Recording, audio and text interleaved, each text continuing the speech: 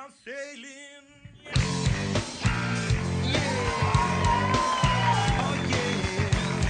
your hands together for the very talented Johnny Morris.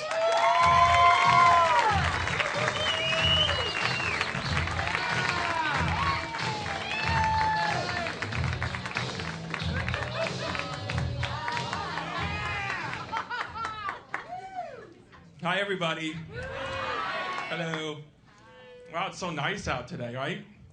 Springtime in Vegas, which for me reminds me that it's time to finally do my New Year's resolutions. I like to get a little feel for how the year's gonna go before I know what goals to write down. Plus, another thing I do with mine is I only write down things that I've been doing for the past few months and that I know I'm gonna continue to do for the rest of the year. Some things on my list are, well, put on a few pounds, don't get a girlfriend, don't go to the gym, but keep paying the monthly dues. Somehow at the end, I feel accomplished at the end of the year. I don't know. I know a lot of people use little sayings and slogans to keep themselves motivated, to keep going through life. Things like, just do it. Friends of mine tell me you can sleep when you're dead. And there's that one that says, life is short, play hard. These are all lies. First of all, I would like to address just do it. I have noticed, I'm 44 now, I have noticed that if I just don't do it, somebody else usually will for me.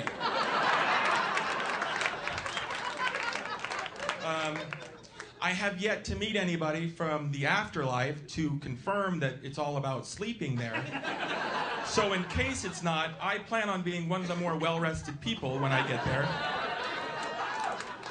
The biggest lie of all, though, and this I have proof of, I've lived this, is when they tell you that life is short and we should play hard.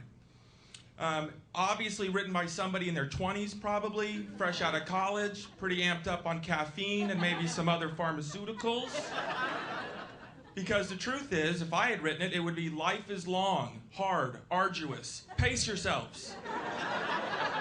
If I had known this stuff when I was younger, I probably wouldn't have the aches and pains I do today. For instance, let's picture, if you will, me at 10, okay? Now I'm 10. Unless you're a pedophile, then I'd appreciate if you did not picture me at 10. That would be creepy. But if you are a pedophile and you are picturing me at 10, throw me in like a sailor suit or some lederhosen. Okay, so here I am. So here I am at 10. There's a knock at the door. That was my knock. Knock, knock, knock. It's my friends, my childhood buddies, and they want me to come outside and play ball in the street. Well, I know better. I know that life is going to be long and hard. I got to pace myself. So I say, no, guys, I'm not coming out. As a matter of fact, I checked. The air quality is low today. The UV index is high. And I'm still pretty parched from an earlier game of bocce ball with my grandpa and his friends. So I'm not coming out. What I'm going to do is I'm going to take a long nap, probably have a schwitz, a light meal, and if you guys want to come over and play some gin rummy and have herbal teas, we could probably do that.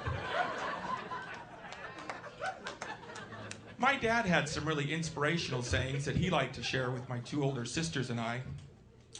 He would gather us together and say things to us like, always remember, kids, life is a toilet. Sooner you get that in your heads, the better it's going to be for you. Or he would say, blood is thicker than water, but when it comes to money, family will screw you over every time. That was my dad. My favorite saying of his, though, was, it went like this. A friend in need is a pain in the ass, he would tell us. Which I have found that's not totally true. It's actually a friend in need of help moving is a pain in the ass, for sure. So, with great advice and inspiration like that, it's probably not going to come as a surprise if I tell you that my older sisters and I, all later in life, joined religious cults. My oldest sister, she joined a very superstitious one, kind of voodoo-ish. I visited her at home, and in and around her house, she has different little statues and idols that are supposed to bring her wealth, prosperity, health, protection. She's a Catholic. my other sister, she joined this cult that, well, I'll give you a quick example. She was listening to some music in my car. She said, hey, I really like that. I go, not a problem. I'll burn you a copy. She said, no, I can't take that. That would be stealing, and that's against the commandments. So that's fine. I mean, I'm pacing myself, so that's one less thing I got to worry about anyway. Her same religion, though, says that if I don't join up, follow her guy, confess him as my guy, that I go to hell. She's Christian. Yeah. And me? Well, I decided to spend a little time with the Mormons. Not a difficult call, to be honest with you. They met my basic criteria. They were nice to me. They served food at every gathering. And the eye candy was fantastic in their church.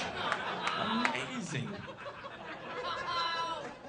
You know what, I just remembered one other New Year's resolution I have, and that is to be in bed every night by 10. So that's my time. Thank you guys. Good night. Johnny Morris.